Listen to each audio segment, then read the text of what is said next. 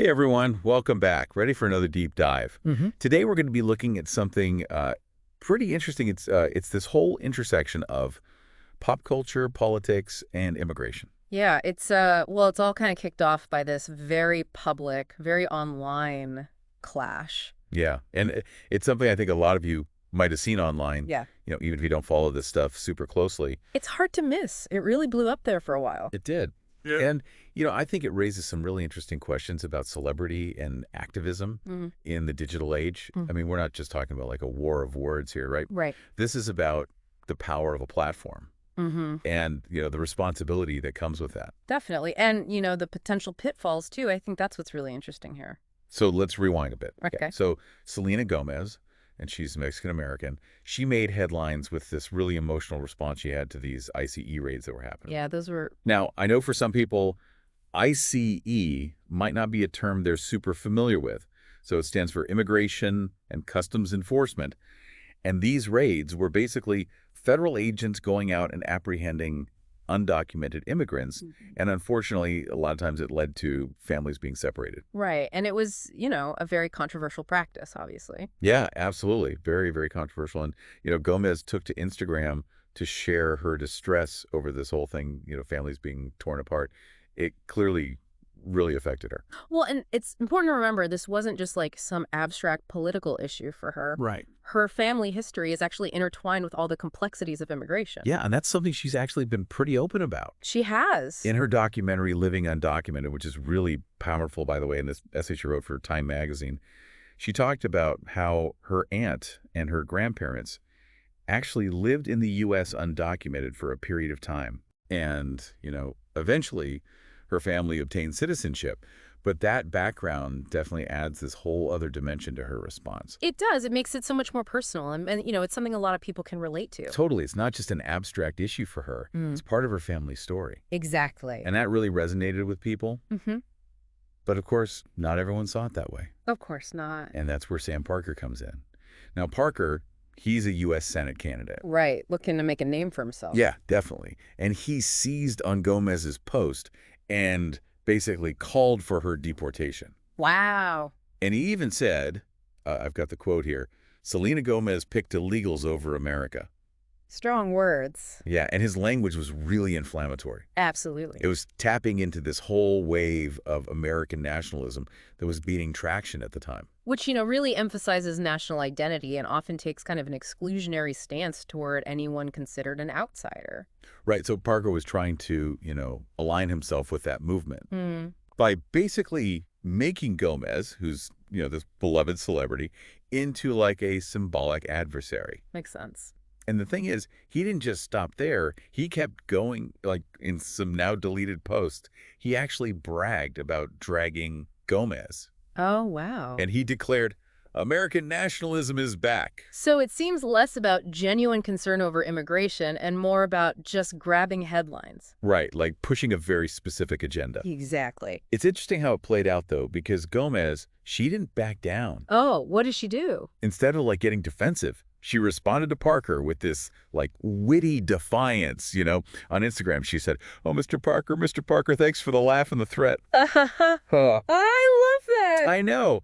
Right. It's like she used humor to totally disarm the situation. It's brilliant. It really takes the wind out of someone's sails when they're trying to, like, bully you. Exactly.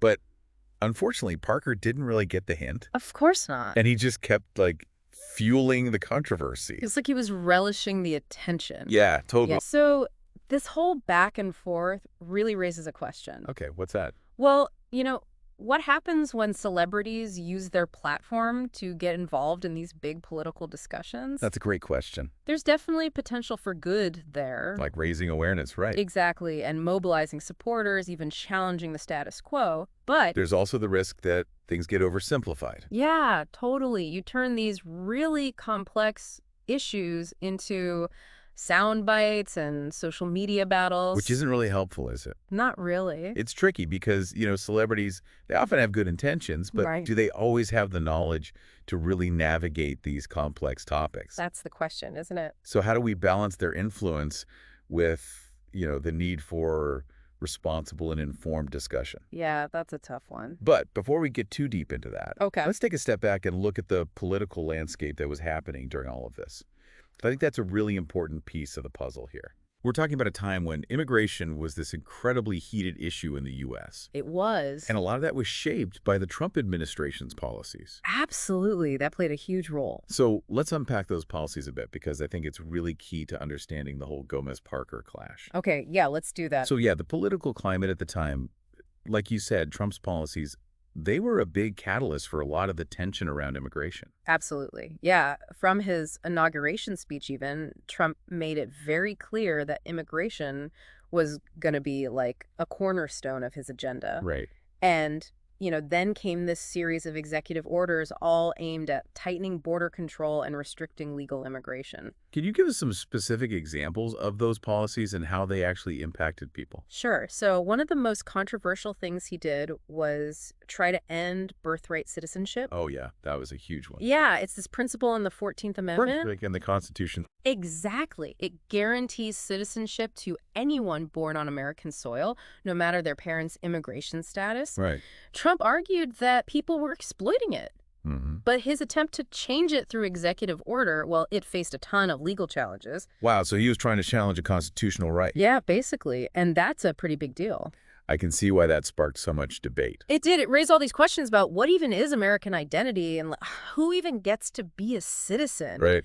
But the Trump administration's approach to immigration went beyond just this one legal challenge. Okay, so what else did they do? Well, the shutdown of the CBP One app, that had a huge impact. Okay, remind me, what was that app for? So it basically allowed asylum seekers to schedule appointments at ports of entry. Okay, here. And when they shut it down so abruptly, Yeah. it left so many families just stranded at the border. With no plan. Exactly, just total chaos. So it sounds like these policies really created a lot of uncertainty and just chaos for people trying to, navigate the whole system. Absolutely. It was a very difficult time for a lot of people. And this is the climate, this really politically charged atmosphere that Selena Gomez stepped into with her activism. Right. And remember those ICE raids we were talking about? Yeah. Over 950 arrests in just 3 days. Wow. Her reaction, her emotional response, it really resonated with those who felt like the Trump administration was going too far. Right, and I think it's so interesting how her family's own story becomes even more relevant in this context. You know, when she talks about her aunt and grandparents being undocumented, it really puts a human face on this whole issue that's at the heart of all these policy debates. Totally. It's not just an abstract concept anymore. It's about real people and families whose lives are actually being impacted by these decisions.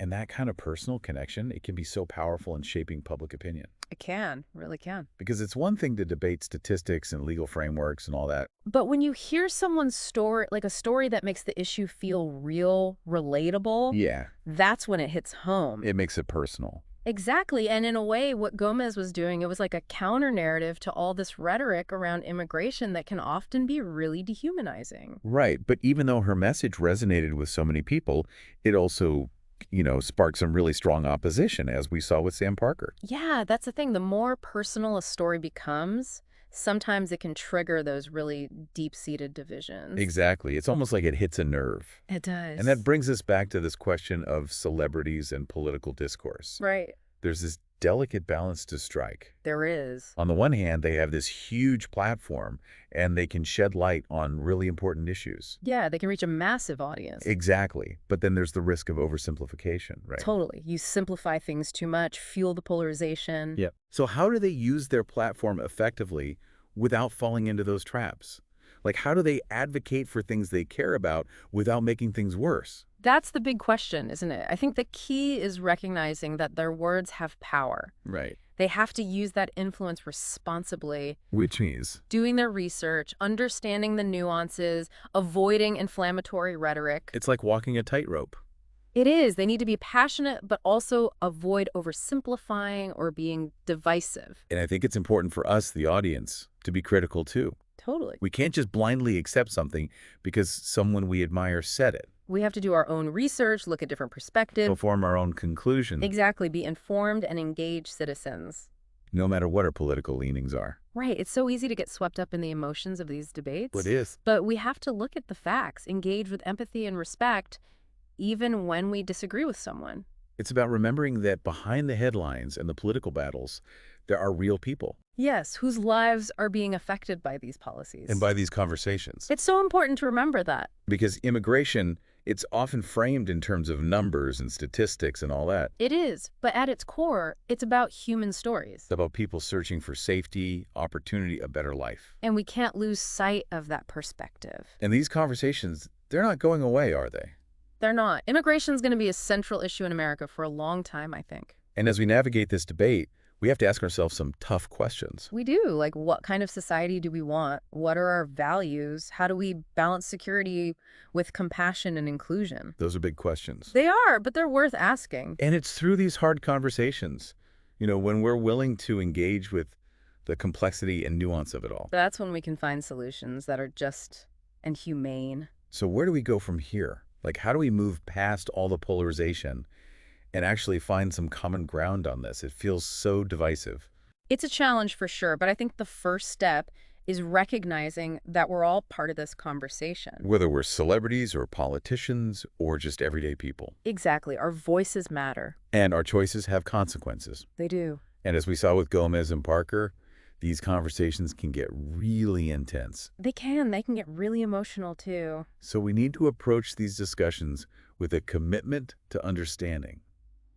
Even when we disagree. And maybe, just maybe, the key to finding common ground is remembering that we're all human. We are. We're all navigating this world together. Trying to make sense of it all, create a better future. And I think that's a pretty powerful message. It is. Something to think about. Wow. It really feels like we've just scratched the surface of this whole immigration issue. It really is a massive topic. Yeah. Something we could probably spend several, deep dives on and still only be scratching the surface. Totally. And what really struck me? It's how Selena Gomez's story really brings the human element to this whole immigration debate. It does. It makes it real. Because it's easy to get lost in all the statistics, the policy talk. It is. But when you hear a personal story, Yeah. when you see the faces and hear the voices of people actually being affected by these policies. It changes things, doesn't it? It does. It's a lot harder to stay detached. It is. It reminds you that we're not just talking about abstract concepts. We're Yeah. talking about real people, real families, dreams. Exactly. And it makes you think about the human cost of all of this. The anxieties, the uncertainty, the separations. It's a lot to process. It is. And it makes me wonder, what can we do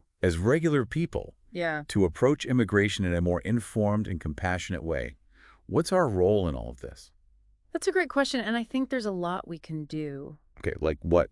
Well, first, we need to educate ourselves. Go beyond just the headlines, Explore the complexities of it all. Read stories from immigrants. Look into the history of immigration in the U.S. Understand all the different sides of the argument. And don't just stick to sources that agree with you, right? Exactly. Challenge yourself to see things from other perspectives. And I think that's so important, especially now when there's just so much information out there. It's overwhelming. It is. So we have to be really critical thinkers. We do. Question everything. Look for different perspectives.